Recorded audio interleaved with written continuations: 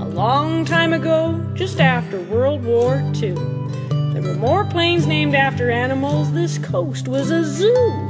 They were made by de Havilland, that motley crew, but the loveliest was the beaver, the DHC-2. There were chipmunks and fox moths and tiger moths too, mosquitoes, flamingos, and dragons that flew, from otters and buffaloes and caribou, but the best one was the beaver, the DHC-2.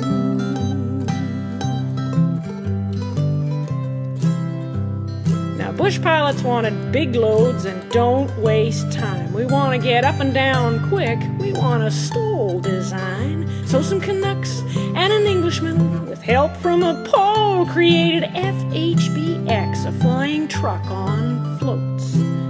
It had high wings, a big tail, and a metal skin, droopy ailerons, and a little wasp engine.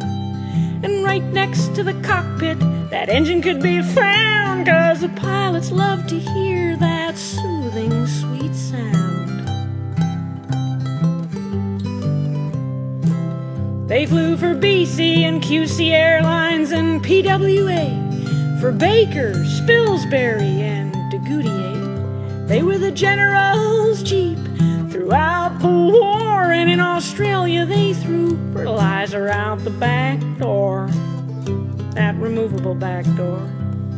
You know, there's all kinds of things you could throw out the back door of a beaver, but you don't want to get Norm Gold started on that one.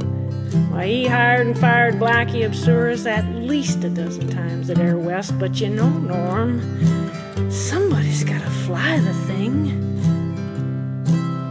Maury Mercer would tell you she's a marvelous plane. You can fly her upside down when your passengers are a pain. And Mike McCluskey will tell you, you can land her at low tide, you just can't take off again. He knows, 'cause he's tried and tried and tried. Imagine calling your boss at 3 a.m. in the morning because you were too embarrassed to call him earlier when that little coaster wheel got caught in the soft sand above the high tide mark, and you thought that second tide would roll right up and let you off again. Not a chance.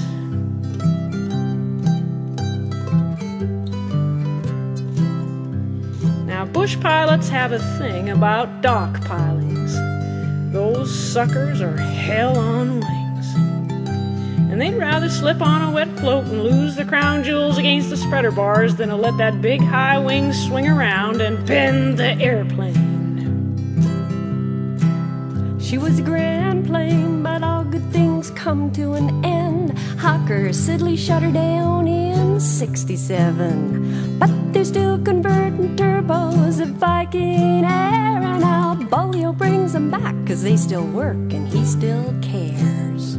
Now there's Kenmore and Baxter and Pacific Coastal. They're all still flying beavers 30, 40, 50 years old.